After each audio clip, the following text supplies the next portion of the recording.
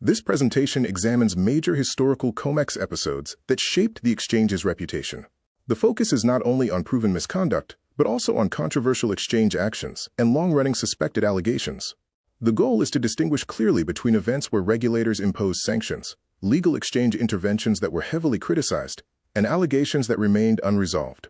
This matters because COMEX plays a central role in price discovery for gold and silver, so controversies around it influence investor confidence, market structure debates, and the credibility of futures pricing itself. This slide establishes the framework for the presentation. COMEX matters because it is one of the most important precious metals futures exchanges in the world, so events here affect price discovery and market confidence globally. The slide also classifies controversies into three categories: proven misconduct, where regulators formally identified illegal behavior; controversial exchange actions, where the exchange acted within its authority but drew criticism; and suspected allegations, where observers raised concerns but no formal finding was made. This framework is important because it keeps the presentation balanced.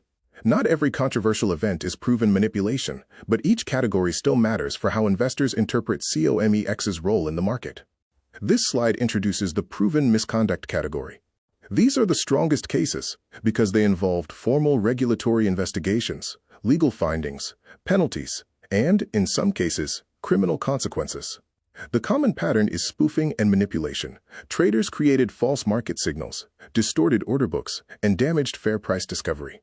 The key message is that these were not theories or suspicions. They were cases where authorities concluded that trading rules and market integrity had been violated.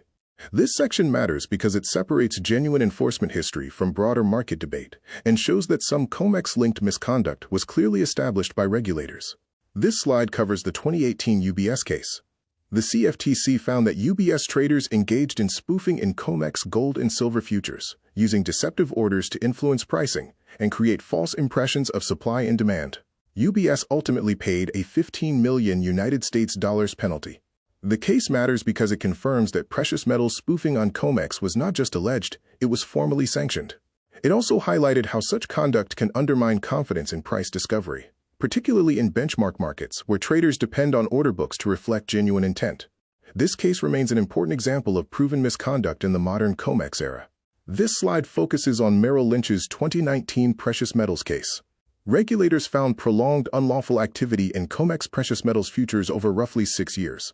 The conduct included spoofing, manipulation, and attempted manipulation.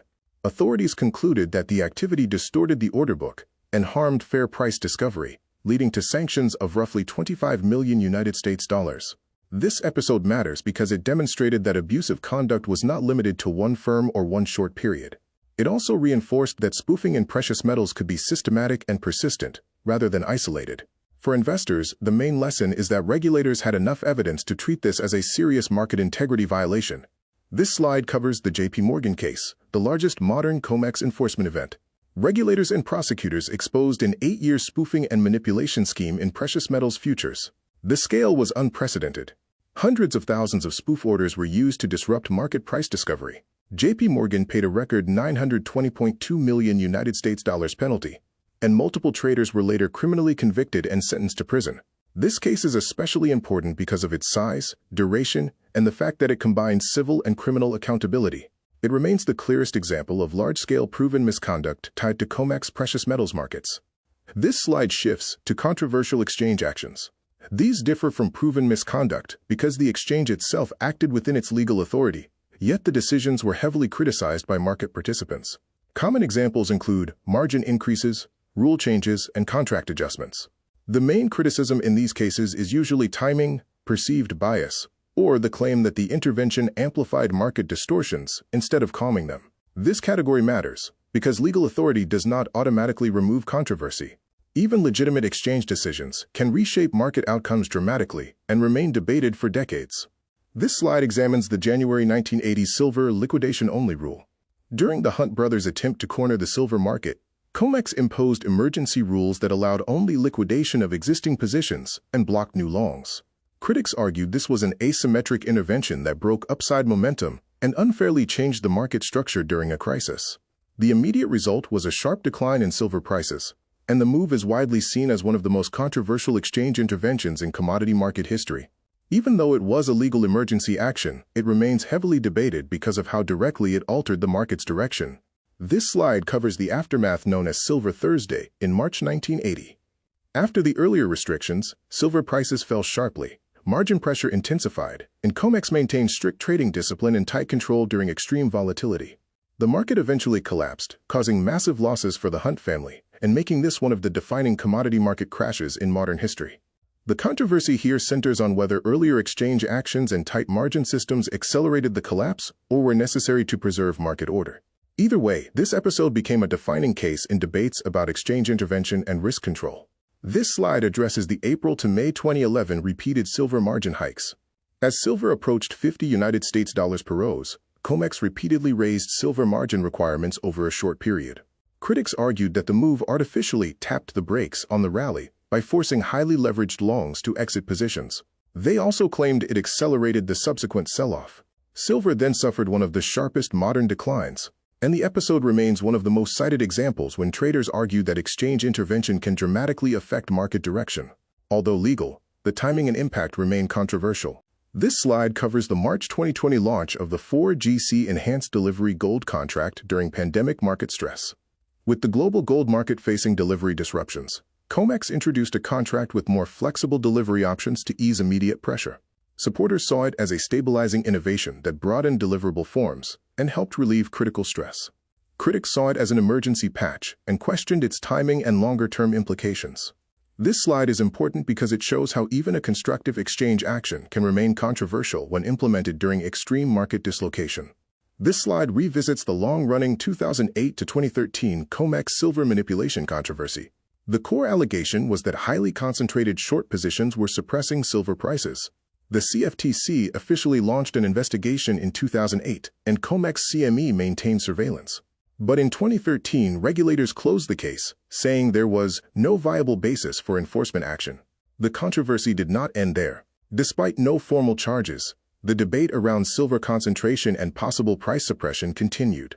This makes it one of the best examples of a major COMEX allegation that remained unresolved in legal terms, but influential in market perception.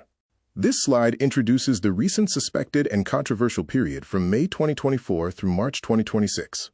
The key point is that these episodes did not result in formal regulatory findings, but they were widely described by observers as distorted, unusual, or suspicious.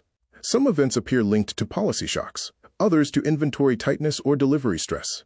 Unlike the proven misconduct cases, these remain unproven allegations or market stress signals. Even so, they matter because they may reveal structural vulnerabilities in how COMEX responds to inventory pressure, pricing dislocation, or rapid shifts in sentiment. This slide summarizes the recent incidents timeline. It includes the May 2024 copper short squeeze, the tariff-driven copper distortion in early to mid-2025, the July 2025 copper price collapse after the tariff surprise, the December 2025 silver delivery rush, and the December 29, 2025 precious metals margin increase. Taken together, these events suggest that COMEX can be highly sensitive to low inventories, policy expectations, delivery pressure, and exchange intervention. None of these cases have the same legal status as the spoofing cases, but they still raised important concerns about pricing stability and market fragility. This slide focuses on the February to March 2026 low registered silver inventories episode. Declining registered inventories triggered concern about potential physical tightness and possible delivery stress. Analysts and commentators closely monitored the situation and treated it as a possible market warning signal. However, the important factual result is that COMEX announced no formal delivery defaults and no actual delivery failures occurred. So the episode remained a stress signal rather than a proven manipulation case. This distinction is essential. A market can generate fear and controversy without crossing into formal regulatory failure. This slide focuses on the February to March 2026 low registered silver inventories episode. Declining registered inventories triggered concern about potential physical tightness and possible delivery stress. Analysts and commentators closely monitored the situation and treated it as a possible market warning signal. However, the important factual result is that COMEX announced no formal delivery defaults and no actual delivery failures occurred. So the episode remained a stress signal rather than a proven manipulation case. This distinction is essential. A market can generate fear and controversy without crossing into formal regulatory failure.